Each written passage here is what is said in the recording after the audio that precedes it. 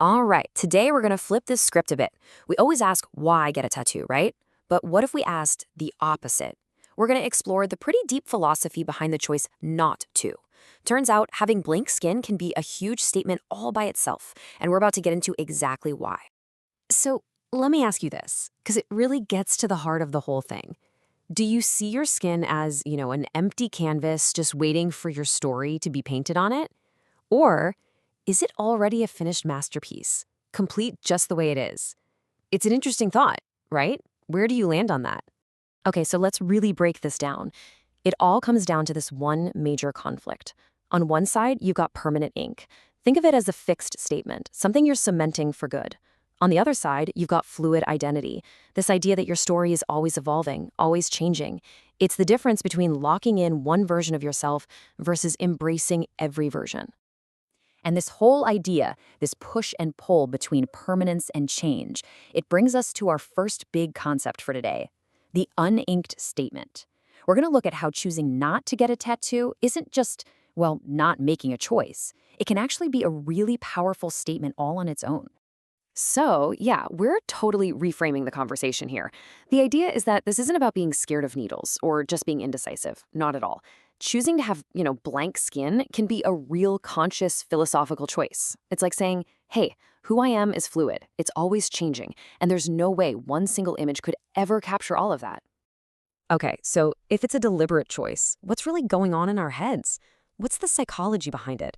Well, let's dive into that, because for a lot of people, it comes down to a really powerful feeling, this deep, deep fear of permanence. And you know what? This quote right here, it absolutely nails that feeling. I see myself as a constantly evolving work in progress. I mean, that's it right there. For so many people, this is the core of it. They don't feel like a finished product. They feel like they're always growing, always learning, always becoming someone new. And that really gets to the core fear, the real anxiety here. It's not usually about hating a certain design or anything like that. No, the fear is cementing one single version of yourself. It's that worry that the tattoo you absolutely love when you're 20 might feel, like an old label you've totally outgrown by the time you're 40. It's about losing that freedom to change. Now, this fear of being locked in, of being trapped by a past version of yourself, it's not just some vague feeling. Nope. It actually has a name in psychology, and understanding it is pretty crucial to this whole discussion. So let's talk about what's called the identity foreclosure trap. So, what is identity foreclosure? Basically, it's the act of committing to an identity or a symbol of one way too soon. You're closing off future possibilities for yourself.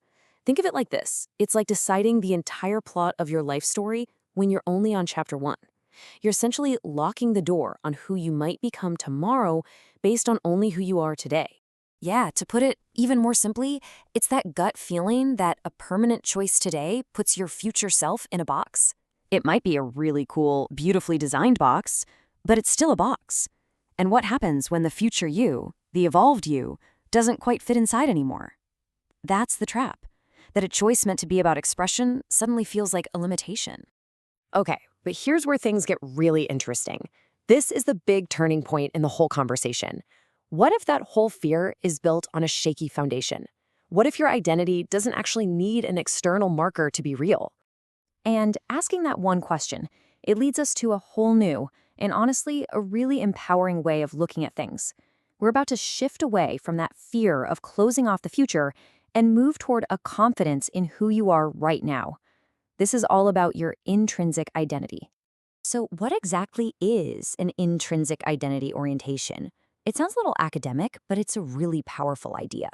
It's the belief that your true self, the core of who you are, exists internally. It's completely independent of any external markers, any symbols, or any statements you might put on your skin. It's just in you. It's already whole. And if you have this mindset, a few things are probably true for you. You believe identity is something that's felt, not something that has to be displayed. You see the self as already whole. It doesn't need any additions. And this one is huge. You feel like you don't need to prove who you are. Because at the end of the day, your identity exists within you, not on you. So when you put it all together, what you've got is a total reframing of this choice. It's not about a fear of commitment anymore. It's about having confidence in your core self. The choice to not get a tattoo can be this quiet, powerful act of self-acceptance. It's a statement that you're already enough, no external proof needed. And that really leaves us with one last big question to chew on, one that kind of wraps this whole thing up. Think about it. Is your truest self something you have to create and show off to the world? Or is it something you simply are? Something that's already there, whole and complete, just waiting to be discovered. It's a pretty deep thought about what identity even means.